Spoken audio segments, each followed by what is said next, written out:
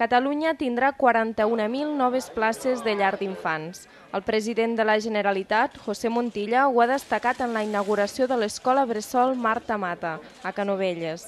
En col·laboració amb els municipis, ha dit, el govern treballa per atendre la demanda ciutadana i inverteix en educació, perquè la formació de les persones és essencial per a fer ciutadans lliures.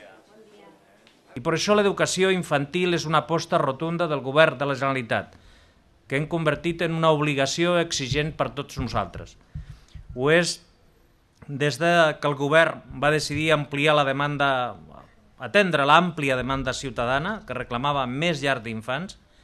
En concret, l'any 2004 es va elaborar el mapa de llars d'infants, en el qual es va establir la col·laboració amb els ajuntaments i amb altres ens locals per fer possible 30.000 noves places en escoles bressols.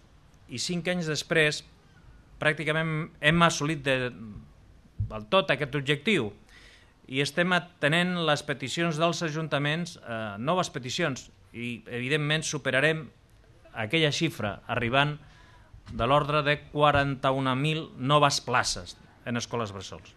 Recollint les paraules de la pedagoga Marta Mata, el president ha destacat que una bona escola la fan les persones, els mestres, la comunitat educativa, i en aquest sentit ha remarcat la seva implicació i compromís en l'inici d'aquest curs escolar. Tot seguit, el cap de l'executiu català s'ha desplaçat a Montornès del Vallès, des d'on ha seguit personalment les obres del barri de Montornès Nord. El projecte, fet en el marc del Pla de Barris, pretén potenciar l'activitat econòmica i treballar per la cohesió social i suposa una inversió del govern català de 4,5 milions d'euros.